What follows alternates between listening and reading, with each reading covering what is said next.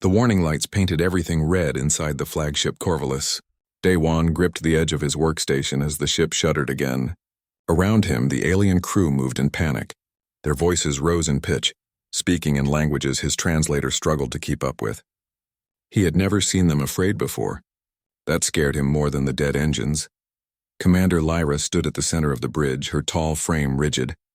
Her silver skin had turned pale, almost gray. She was shouting orders, but nothing worked. The main view screen showed 19 other ships floating dead in space around them.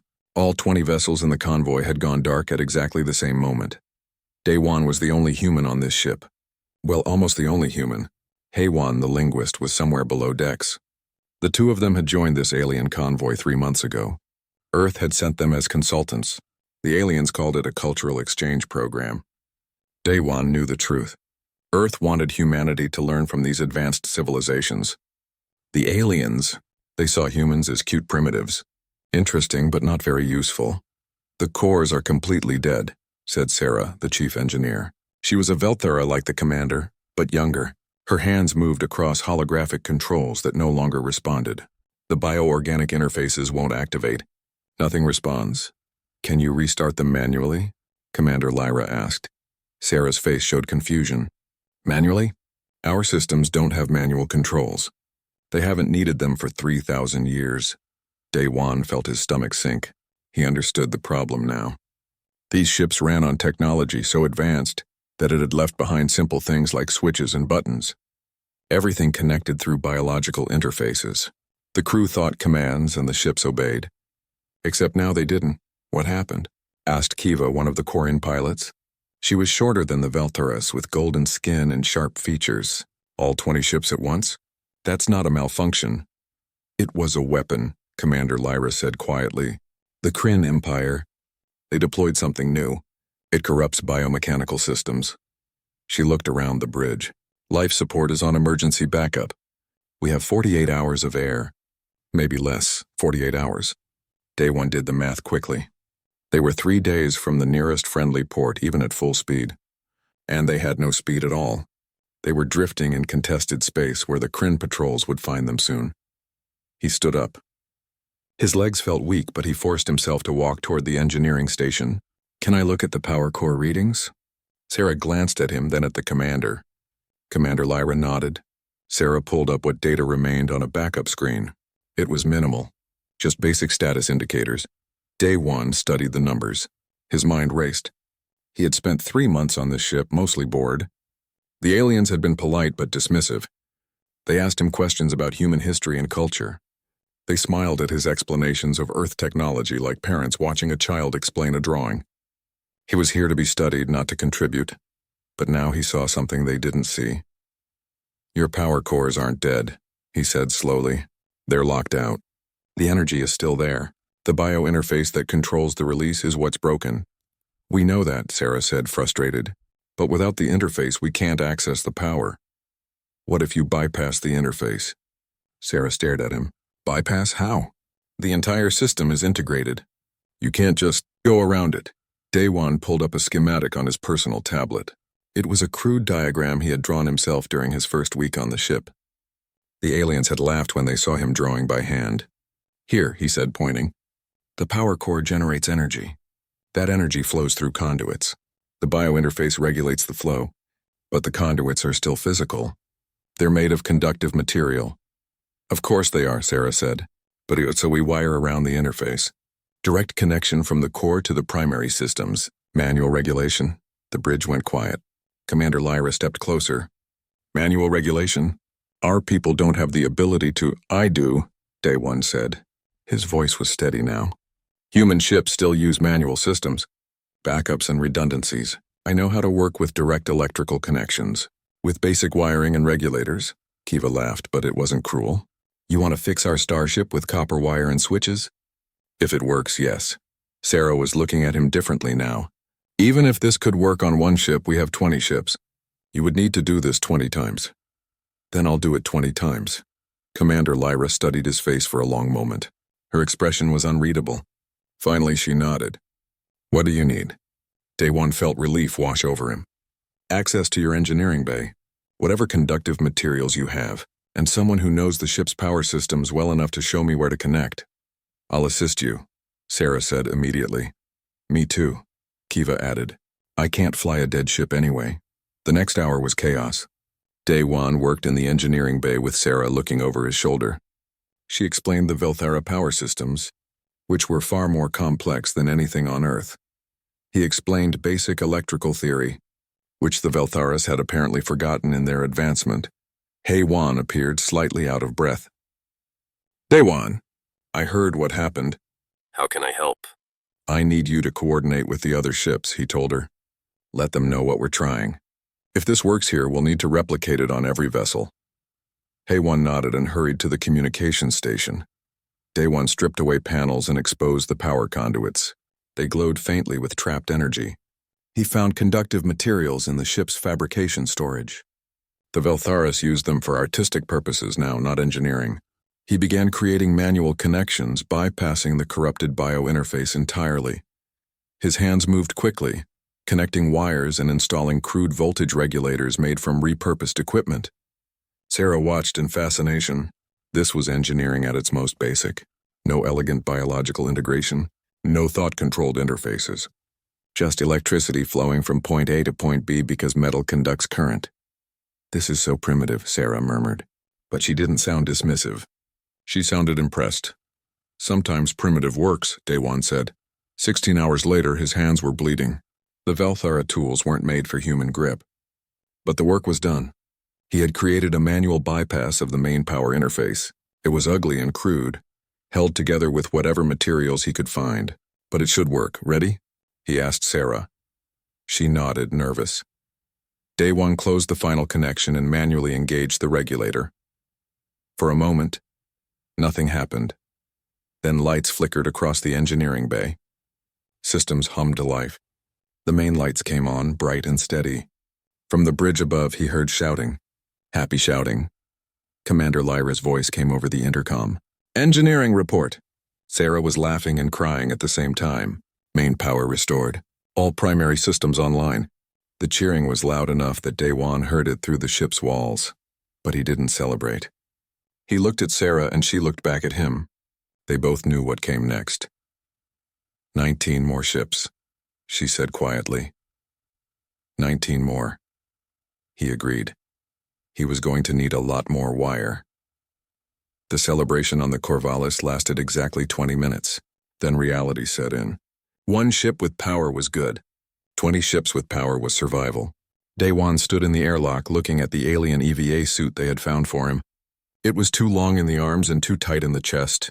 Velthara bodies were shaped differently than human ones. Are you sure about this? Day-Wan asked. She had come to see him off. Her face showed worry. I don't have a choice, he said, checking the suit seals for the third time. The only way to fix the other ships is to go to them. The Kryn could show up any time. Then I better work fast. Commander Lyra entered the airlock bay. She had been avoiding him since the power came back on. Now she stood straight and formal. Engineer Lee Day-Wan, she said. It was the first time she had used his full name. I underestimated you. I underestimated all humans. I apologize. Day-Wan was surprised. Apologies seemed rare among Velthara commanders. Thank you, Commander. The pilot ship Talvek is closest. It's only 100 meters away. Kiva will guide you across, Lyra paused. Be careful. If something happens to you, all these ships stay dead. No pressure then, Day-Wan said with a weak smile. The spacewalk was terrifying. Day-Wan had done EVA training on Earth, but that was in orbit with safety crews nearby. Here he floated between dead starships in hostile space. His magnetic boots clicked against the hull of the Talvek as he found the airlock. Kiva's voice guided him through the comms. Left side 3 meters. You see the panel? Got it. The Talvek's emergency systems recognized his suit and opened the airlock. Inside, the ship was dark except for emergency lighting. The crew waited for him with desperate hope on their faces. Their pilot, a young Quarren woman named Mira, led him to engineering. Sarah sent over the specifications of what you did, Mira said. But I don't understand half of it. That's okay. I'll teach you. He worked for 12 hours straight on the Talvek. This time he had help from Mira and 2 of her crew members. He explained each step as he went. How electricity needed a complete circuit. How voltage regulators prevented surges. How manual switches gave physical control when digital systems failed. Mira was a quick learner. She stripped wires and made connections under his direction. "Why didn't our engineers think of this?" she asked. "They did, probably," Day-One said, "a few thousand years ago. Then they found better ways and forgot the old ways." "Is that bad?" "It's not bad or good. It's just different. You advanced past these problems. But when someone attacks your advancement, you need the basics again." When the Talvex power came online, Mira hugged him so hard she lifted him off his feet. Quarrens were stronger than they looked. Ship 3 was the destroyer Keln. Ship 4 was the cargo vessel Braxis. Ship 5 was the medical frigate Sanctuary. Day-One moved from ship to ship, working until his hands bled and then working more. The alien crew members helped him. They brought him food and water. They learned his methods and helped him work faster. On the 6th ship, a science vessel called Haven, he met Dr. Nira. She was a Velthera medical officer with kind eyes. She saw his bleeding hands and insisted on treating them before he started work. "You're hurting yourself," she said, wrapping his palms in advanced healing bandages. "I'll heal. The ships need power now. You humans are stubborn. We prefer the term determined." Dr. Nira smiled. "I'm coming with you to the next ships. Someone needs to keep you alive." By the 7th ship, word had spread through the entire convoy. The crews knew his name. They waited at their airlocks for him. They had prepared their engineering bays with whatever materials they could find. They wanted to help. Sarah arrived on the 8th ship, having taken a shuttle across. "I couldn't stay on the Corvallis while you did all this alone," she said. "I'm an engineer. Let me engineer." Together they worked faster. Sarah understood the Velthera systems better than anyone. She could identify the right connection points immediately. Day-One provided the human knowledge of basic electrical work. They became a team. On the 9th ship, Sarah said something that surprised him. "I voted against including humans in the coalition." Day-One looked up from his work.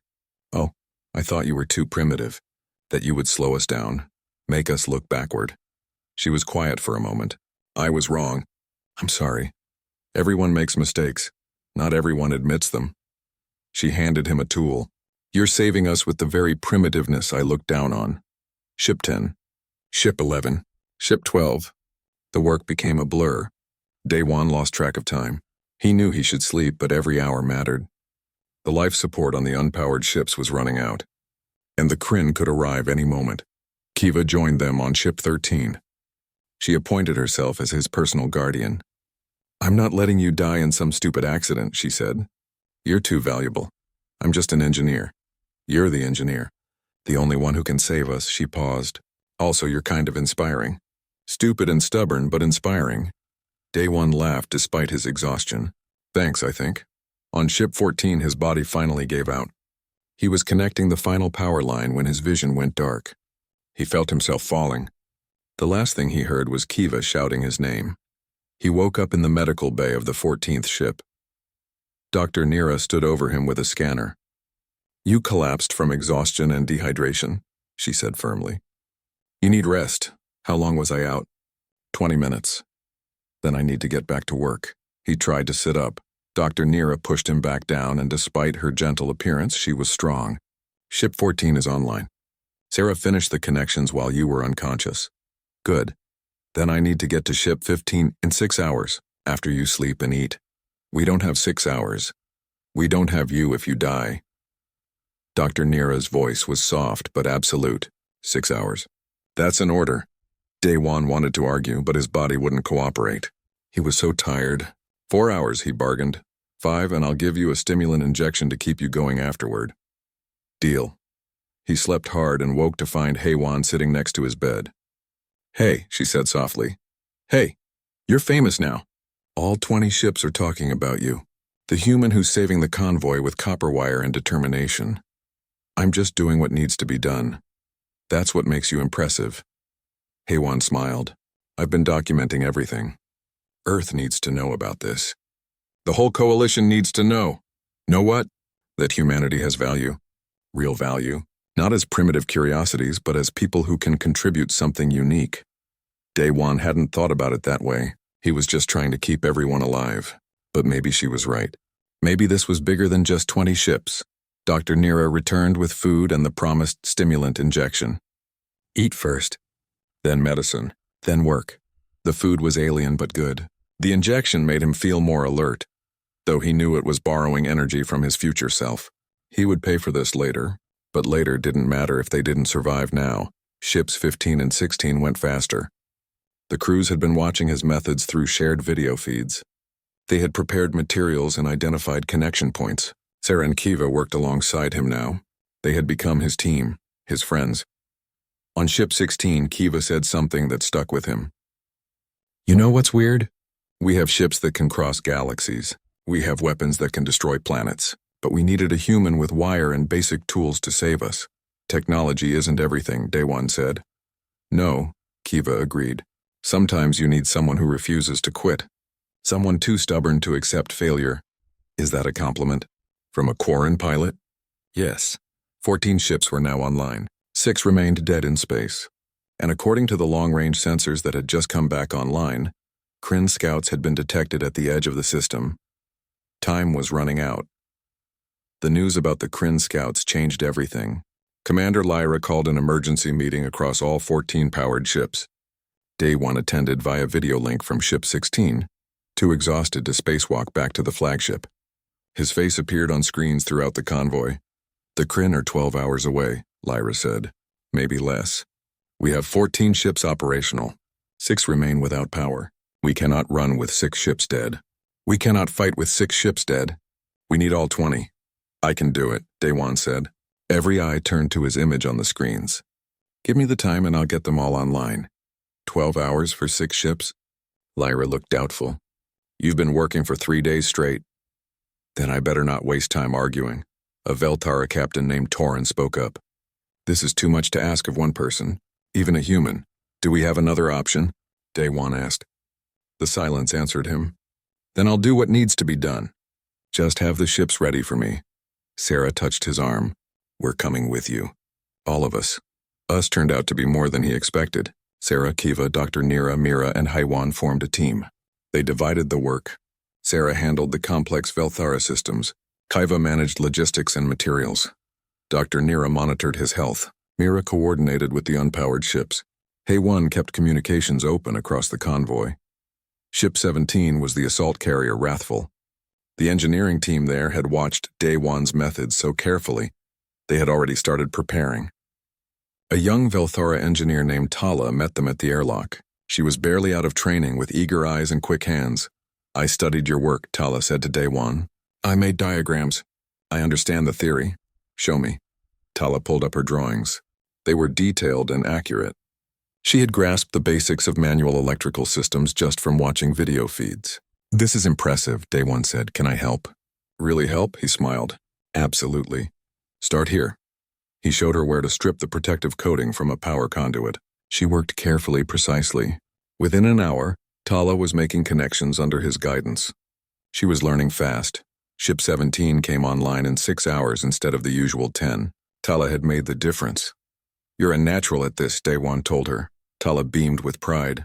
"My instructors always said I was too focused on outdated methods, that I should think more about biointegration and less about physical systems. Those outdated methods just saved your ship." "I know. I'm going to write a paper about this. About how advanced civilizations need to remember the basics." 5 ships left. 11 hours until the Kryn arrived. Ship 18 was the heavy cruiser Hammer. Its crew was military disciplined and efficient. They had materials ready and systems mapped. Daewon, Sarah, and Tala worked in perfect coordination now. They had done this so many times that words became unnecessary. Sarah pointed, Tala connected, Daewon regulated. 4 hours and Ship 18 powered up. 4 ships left. 7 hours. Ship 19 was tricky. The science vessel Insight had experimental power systems that didn't match standard configurations. Daewon stood in the engineering bay, studying the problem. His head hurt. His hands were wrapped in so many bandages he could barely feel his fingers. The stimulant injection was wearing off and exhaustion was crushing him. "I don't know if I can do this one," he admitted quietly. Sarah looked at the systems. "The conduits are in different locations. The power flow is reversed from standard configuration. It's like someone designed it backward." "Actually," said a voice from behind them. "Someone did." An older Velthara man stepped forward. He had gray skin and tired eyes. "I'm Dr. Kell. I designed this ship's power system 30 years ago. I can show you where everything connects. With Dr. Kell's help, they mapped the unusual system. It took longer because everything was different, but they managed. Day One's hands shook as he made the final connections.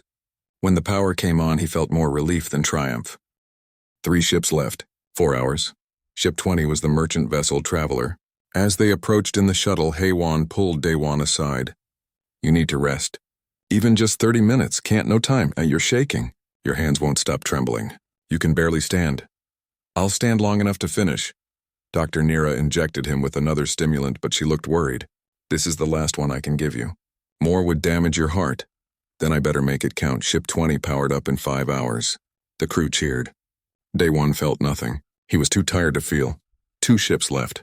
The Kryn would arrive before he could finish. The math was simple and terrible.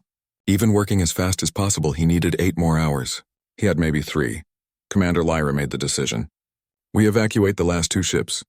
All personnel transfer to powered vessels. We leave those ships behind and run with 18. No, Day One said. It's not your decision, human. With 18 ships, you might escape. Might. But the Kryn will chase you. They'll catch up eventually. With 20 ships, you can fight. You cannot do 2 ships in 3 hours. Watch me. He didn't wait for permission. He took the shuttle to Ship 21, the destroyer Vengeance. Sarah and Tala followed without a word. Kiva piloted, pushing the shuttle faster than safety regulations allowed. The crew of the Vengeance had prepared everything. They knew this was desperate. They worked alongside Day One like their lives depended on it because they did. No one wasted time on questions or explanations. They just worked. Day One's vision blurred. His hands moved on instinct now, muscle memory from doing this 19 times before. Connect the bypass. Install the regulator. Close the circuit. Power flows. Move to the next system. Again. Again. Again. Tala worked beside him, matching his movements. Sarah called out instructions. The Vengeance crew handed them tools before they could ask. They were one organism now, one purpose. 2 hours later, the Vengeance hummed with power. 1 ship left. The Kryn fleet appeared on long-range sensors. They would be in weapons range in 90 minutes. Maybe less. Ship 22 was the last one. The medical frigate Mercy. Day One climbed aboard and his legs gave out. He fell to his knees in the airlock. Dr. Nira caught him. You can't, she said. Your body is shutting down. 1 more, he whispered. Just 1 more. They carried him to engineering. He couldn't walk anymore. But he could still move his hands. He could still think through the fog in his mind. Connect here. Wire there. Bypass this. Regulate that. The crew of the Mercy worked around him. They didn't wait for instructions. They had watched him do this 21 times. They knew the method. Day One became the guide, pointing and nodding while they did the physical work. Sarah made connections with steady hands. Tala installed regulators. Kiva stripped wires. Dr. Nira monitored his vital signs and shouted encouragement. Haywan coordinated over the comms, telling other ships what they needed. The entire convoy was watching now. All 21 ships had personnel crowded around screens watching the race against time. They sent messages of support. They cheered every completed connection. 60 minutes until the Kryn arrived. The work went faster. Everyone knew their role now, 40 minutes. The main power lines were connected, 20 minutes. The regulators were installed, 10 minutes. The final circuit was incomplete. Day One reached for the last connection, but his hands wouldn't obey. They just trembled uselessly. He tried to speak to tell someone else to do it, but words wouldn't come. Tala took the wire from his shaking hands. I've got this, she said gently. She made the connection with perfect precision. The lights of the Mercy blazed to life. All 22 ships were operational. The convoy erupted in celebration. Cheering echoed through every corridor of every vessel. Crew members hugged each other. Pilots whooped with joy. Even Commander Lyra allowed herself a small smile. Day One heard none of it. He had already collapsed into unconsciousness, his body finally giving up after holding on for so long. Dr. Nira caught him as he fell and immediately started emergency medical procedures. The Kryn fleet entered weapons, ranged to find not a helpless convoy of dead ships, but 22 fully operational warships ready to fight. Day One woke to the sound of alarms. His body felt like it was made of lead. Every muscle screamed in protest. He tried to sit up and failed. Dr. Nira appeared above him, pressing him back down onto the medical bed. "Stay down," she ordered. "You're in no condition to move. What's happening?" His voice came out as a croak. "The Kryn are here. The battle has started." The ship shuddered. Weapons fire. Day One had never been in a real space battle before. Earth's conflicts were small compared to the wars between galactic powers. He tried again to sit up, and this time Dr. Nira led him, helping him into a seated position. "I need to get to engineering," he said. "You need to stay in medical. You almost died, Day One. Your heart stopped twice while I was treating you." He stared at her. "Twice? You pushed yourself too far." "Much too far," her voice softened. "But you saved us. All 20 ships are operational. The convoy is fighting as a unit." Another impact rocked the ship. The lights flickered but stayed on. Day One felt a surge of pride. His manual systems were holding. Basic electrical engineering was keeping these advanced ships running during combat. Day One rushed into the medical bay. "You're awake!" "Thank the stars. What's our status?" "Commander Lyra is coordinating the defense. 16 ships are engaging the Kryn fleet. 4 ships, including this one, are held in reserve in case the line breaks." Haywan pulled up a tactical display on her tablet. The Kryn brought 30 ships. They expected easy targets. They're getting a real fight. The battle raged for hours. Day One lay in the medical bay, listening to reports over the comms. The convoy was holding its own, but barely. The Kryn had more ships and better weapons. What the convoy had was surprise and determination. Sarah's voice came through the comms, stressed and urgent. "Commander, the Corvallis is taking heavy fire. Power systems are fluctuating. Can you stabilize?" Lyra asked. "Trying, but the manual connections weren't designed for combat stress. They're holding, but barely." Day One struggled to his feet despite Dr. Nira's protests.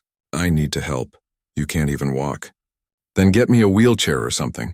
My systems are failing under combat conditions. I need to reinforce them." Dr. Nira saw the determination in his eyes and sighed. She helped him into a mobility chair, a hovering device that supported his weight. "You're impossible, I've been told." Haywan guided him through the corridors to the communications center. From there, he could link into the engineering systems of all 20 ships. He pulled up diagnostic displays, his tired mind forcing itself to focus. The manual bypasses he had created were never meant for combat. The stress of weapon impacts and emergency maneuvers was causing wear and loose connections. "Sarah," he said into the comms. "Corvallis main power line, section 7. There's a loose connection. You need to tighten the coupling, but don't over-torque it or you'll strip the threads." "How do you know? Never mind." "I see it, fixing now." Ship after ship reported power fluctuations. Day One diagnosed each problem remotely, guiding the engineering crews through repairs. He had done this work so many times that he could visualize every connection, every wire, every regulator across all 20 vessels. "Vengeance, your port regulator is overheating. Reduce power flow by 15% to compensate." "Hammer, that fluctuation is normal under combat load. Don't adjust anything." "Insight, your experimental systems are bleeding excess power. Divert it to shields." The battle turned when Commander Lyra executed a brilliant tactical maneuver. She had been holding 4 ships in reserve, including the Mercy where Day One was located. The Kryn thought they were facing 16 ships. They were wrong. "Reserve ships," Lyra commanded. "Execute flanking pattern Alpha." 4 ships suddenly appeared on the Kryn fleet's exposed flank. The Mercy might have been a medical frigate, but it still had weapons. And the element of surprise, the Kryn formation broke. They hadn't expected the 4th quarter of the convoy to be operational. They had counted ships and made assumptions. Those assumptions cost them, but the Kryn weren't retreating. Their commander was either brave or foolish. The battle intensified. Ships on both sides took damage. The convoy lost none, but several were badly hurt. The Wrathful took a direct hit to its engineering section. Tala's panicked voice came over the comms. "We're losing power. The main bypass is damaged." "Tala, listen to me," Day One said calmly. "You know these systems now. You can fix this. I can't. It's too complex. I need you here. You don't need me. You have everything you need." He pulled up her ship's schematics. "The damage is in section 4, right? Near the primary regulator?" "Yes, but no buts." "There's a secondary power line 3 meters to the left." "You've seen me do this." "Connect the secondary line to the main feed. Create a new bypass around the damaged section. Silence on the line. Then I see it. I can do this. I know you can. He listened to her work, offering guidance when she asked, staying silent when she didn't. 12 minutes later, the Wrathful's power stabilized. Tala had done it herself. It's working, she shouted. I fixed it. Yes, you did, Day One said, smiling despite the pain. You're an engineer now. A real one. The tide of battle shifted. The Kryn fleet was taking losses. Their ships began to retreat, jumping away one by one. The convoy pursued but didn't chase too far. They had won. They had survived. Commander Lyra's voice came through on all channels. All ships cease fire. The Kryn are withdrawing. We've won the day. Cheering erupted across the convoy. But Day One felt no celebration. His body was giving out again. The stimulants were completely worn off. The adrenaline that had kept him going through the battle was fading. He slumped in the mobility chair. Dr. Nira was there instantly, checking his vital signs. You need proper rest now. No arguments, he didn't argue. He couldn't. As she and Haiwan guided him back to the medical bay, he heard the reports coming in. 20 ships all operational. Minor damage to several, but nothing critical. 0 casualties during the attack. They had faced a superior force and won. In the medical bay, as Dr. Nira hooked him up to various machines, he allowed himself to close his eyes. The ships were running. The convoy was safe. The battle was over. His job was done. Sarah arrived a few minutes later, slightly out of breath. She stood by his bed, looking down at him with an expression he couldn't quite read. You stayed awake during the battle, she said. Even when you could barely move, you guided us through the repairs. Someone had to. No, someone chose to. That's different. She reached out and squeezed his hand gently. On behalf of every engineer in this convoy, thank you. Kiva showed up next, carrying a tray of food. Dr. Nira says you need to eat. So you're eating. Don't argue with a Corran pilot. Wouldn't dream of it. Mira came, and Dr. Kell and Captain Torin. One by one, crew members from various ships stopped by to thank him.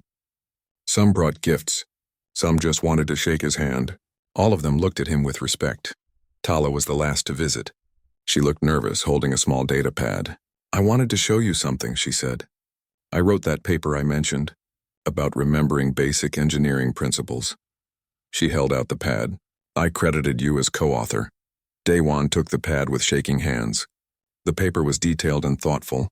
It explained not just what he had done, but why it mattered. Why advanced civilizations couldn't forget their foundations. This is excellent work, Tala. I learned from the best. She smiled. When we reach the Velthara homeworld, I'm going to propose a new program. Teaching basic engineering alongside advanced systems. The Day One method, I'm calling it. You don't have to name it after me. Yes, I do. You earned it. After everyone left, Day One lay in the quiet medical bay and let himself truly rest for the first time in days. 20 ships all powered, all safe. He had done it. They had done it together, outside the window. Stars streamed past as the convoy continued its journey home. Day One spent 3 days in the medical bay recovering. Dr. Nira refused to let him leave until his vital signs returned to normal. He slept most of that time, his body finally catching up on the rest it had been denied. When he woke, he found the medical bay decorated with gifts. There were carved sculptures from the Velthara crews, pilot wings from the Corran squadrons, handwritten notes in a dozen different languages, all translated by his tablet, drawings from crew members who wanted to show their appreciation. Even food from various alien cultures carefully selected to be safe for human consumption. You're popular, Dr. Nira said with a smile. Every ship in the convoy sent something. Haiwan visited daily, bringing him updates. You're famous, she said on the 3rd day. My reports reached Earth. The media is calling you the engineer who saved the convoy. The government is very proud. I was just doing my job. You did everyone's job. You did the impossible. She sat down beside his bed. The Velthara Coalition wants to meet with you formally. Commander Lyra is organizing a ceremony. The ceremony happened on the 5th day after Day One was finally cleared to leave medical. It took place on the Corvallis in the main assembly hall. Every ship sent representatives. The room was packed with aliens from a dozen species, all there to honor one human. Commander Lyra stood at the front, tall and formal. She had changed from her combat uniform to ceremonial dress. The silver and blue fabric seemed to glow under the lights. Engineer Lee Day One, she began, her voice carrying through the hall.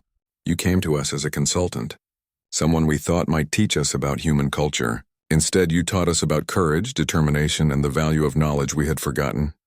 She held up a medal, a star-shaped crystal that caught the light. This is the Velthara Star of Valor. It has never been given to a non-Velthara. Until now. The room erupted in applause as she placed the medal around his neck. It was heavier than it looked, warm against his chest, but she wasn't finished. The Coalition Council has voted unanimously. We invite both you and linguist Yun Haiwan to join the Velthara Coalition as full members, not as consultants, not as observers, as equals. More applause. Daewon looked at Haiwan, who stood near the front row. She was crying, happy tears streaming down her face. This was humanity's first real acceptance into the galactic community, not as primitives to be studied, but as people with value. After the main ceremony, smaller delegations approached him. The Quarren pilots, led by Kiva, presented him with pilot wings. You can't fly, Kiva said with a grin, but you're one of us anyway. Honorary squadron member. Mira and the other pilots saluted him. It was a sign of deep respect among Quarrens. Sarah came next with several Velthara engineers. They had created something special, a custom data interface that bridged human and Velthara technology. We want to learn your methods properly, Sarah said. Will you teach us? Of course, Daewon replied. But you'll teach me too. We'll learn from each other. Sarah's expression was warm, grateful. I've petitioned the Velthara Engineering Academy to include human instructors in their programs. Basic electrical theory, manual systems, backup protocols, all the things we forgot. Dr. Kell approached with Tala beside him. We want you to co-author more papers with us, the older scientist said. Your perspective is invaluable. You see problems we've stopped seeing. Tala handed him a data pad. I already have 5 more topics outlined. If you're interested. I'm interested, Daewon said, smiling at her enthusiasm. The formal part of the ceremony ended, but the celebration continued. Crew members from various ships wanted to talk with him, thank him, share stories. He was overwhelmed by the attention but tried to be gracious to everyone. Dr. Nira found him during a quiet moment. I have a proposition, she said. The medical ships need someone who understands basic systems. Someone who can keep things running when advanced technology fails. I'd like to offer you a permanent position as Chief Human Consultant for the medical fleet. That's a very generous offer. It's a selfish offer. You saved the Mercy. I want you around in case we need saving again. She smiled. Also, you're a terrible patient. Maybe as crew you'll take better care of yourself. Kiva appeared with drinks, pushing one into his hand. Don't let Nira guilt you into anything. I have a better offer. Come work with the pilot corps. We need someone who thinks differently, who can solve problems when everything breaks. I'm not a pilot. No, but you're creative and stubborn. Those are pilot qualities. She leaned closer. Also, between you and me, I like having you around. You're interesting. Most humans are boring, but not you. He wasn't sure how to respond to that. Kiva's directness was both refreshing and intimidating. Sarah joined their group, having escaped her own crowd of admirers. Everyone wants to hire him, she said to the others. But I saw him first. He's supposed to help rebuild engineering training across the coalition. He can do multiple things, Dr. Nira pointed out. Can he? He almost died doing one thing. They all looked at Daewon, waiting for his response. He felt the weight of their expectations, their hopes. These alien women had gone from dismissing him to valuing him, from seeing him as primitive to seeing him as essential. It was overwhelming. I need time to think about all this, he said honestly. They respected that. The conversation shifted to lighter topics. Kiva told stories about her craziest piloting stunts. Sarah explained some of the new projects the engineering corps was planning. Dr. Nira shared amusing medical cases. They included him naturally in their circle, not as an outsider, but as a friend. Later that evening, Daewon found Haiwan on the observation deck. She stood looking at the stars, a peaceful expression on her face. Big day, he said, joining her. Huge day. For both of us. For humanity. She turned to face him. Do you realize what you've done? You didn't just save 20 ships. You changed how an entire coalition sees our species. I was just solving an engineering problem. You were being human. Stubborn, creative, determined human. And you showed them that those qualities have value. She pulled up her data pad. I've been documenting everything. The work you did. The methods you used. The relationships you built. My reports are being read throughout the coalition. People are fascinated. That makes me sound more impressive than I am. You are impressive. You're just too humble to see it. HFY saved her data and put the pad away. So what are you going to do? All these offers? I don't know yet. They're all good opportunities. Can I make a suggestion? She waited for his nod. Don't choose based on what's expected. Choose based on what you want to do.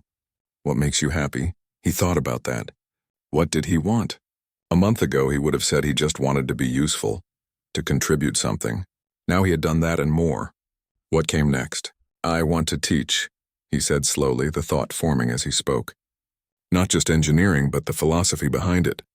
How to think creatively when systems fail. How to combine old knowledge with new. How to see value in different approaches. That sounds perfect for you. The next day, Daewon met with Commander Lyra privately in her office. She offered him a chair and sat across from him, less formal now that they were alone. You've received many offers, she said. Too many. I'm honored, but overwhelmed. Then let me make one more. The Coalition wants to establish a joint training program. Human and alien instructors teaching combined methods. We need someone to lead it, someone who understands both perspectives. She leaned forward. I'm offering you the position of Dean of the Coalition Engineering Academy. Sarah has agreed to serve as co-director if you accept. Daewon sat back, surprised. That's a much bigger role than I expected. You've earned it. You didn't just fix our ships. You showed us that we need to change how we think about engineering, about technology, about learning from those we considered less advanced. Lyra's expression softened. You've changed me personally. I was wrong about humans. About you. I want to make sure that mistake isn't repeated. Can I think about it? Of course. But Daewon? She waited until he met her eyes. Whatever you choose, know that you have a place here. You're not a consultant anymore. You're one of us. He spent the next week considering his options. Each had merit. Each would be challenging and rewarding. But the academy position kept calling to him. The chance to shape how future engineers thought, to bridge the gap between human and alien approaches, to prevent others from forgetting valuable knowledge. He accepted the position. The convoy reached the Velthera homeworld 2 weeks after the battle. Daewon stood on the bridge of the Corvallis, watching the planet grow larger on the view screen. It was beautiful, with blue oceans and green continents not so different from Earth despite being thousands of light years away. Around him stood the people who had become his friends. Commander Lyra at the command chair, Sarah at the engineering station, already planning the academy curriculum, Kiva lounging against the pilot's console having talked her way onto the bridge, Dr. Nira reviewing medical supplies, Tala taking notes on everything, HFY preparing for the official first contact with the planetary government. Nervous? Sarah asked him quietly. A little. This is a big step. You've already taken the biggest step. You proved humans belong here, she smiled. The rest is just details. The ship entered orbit and preparations began for landing. Daewon would go down to the surface with the official delegation. He would help establish the academy, begin recruiting instructors from Earth, start building the program that would teach generations of engineers. But first, he just watched the planet turn below, feeling a sense of peace. He had come into space as an overlooked consultant. He was staying as someone valued, respected, needed. The alien women around him had gone from seeing him as primitive to seeing him as essential. They hadn't just accepted him. They had been won over by what he represented. Human potential, human determination, human creativity. Ready to change the galaxy? Kiva asked, grinning. Daewon smiled back. One circuit at a time. The ship descended toward the surface, carrying not just crew and cargo, but hope. Hope for cooperation between species. Hope for learning from each other. Hope that differences could be strengths rather than divisions. 6 months later, the Coalition Engineering Academy opened its doors on Earth, with a sister campus on the Velthera homeworld. Daewon stood at the entrance on opening day, watching the first class arrive. Human students and alien students mixed together, ready to learn from each other. Sarah stood beside him in her co-director role. Think we can pull this off? With you? Absolutely. She bumped his shoulder with hers, a gesture she'd learned was friendly among humans. You know, when this all started, I thought you were just another primitive human. Now I think you're the smartest person I know. I'm not that smart. I just remember what others forgot. That's exactly why you're smart. The students filed past them into the academy, the future of engineering in the coalition. Day one watched them go and felt satisfied. He had energized 20 ships and been won over by alien friends. But more than that, he had helped build something that would last. Something that would energize the future.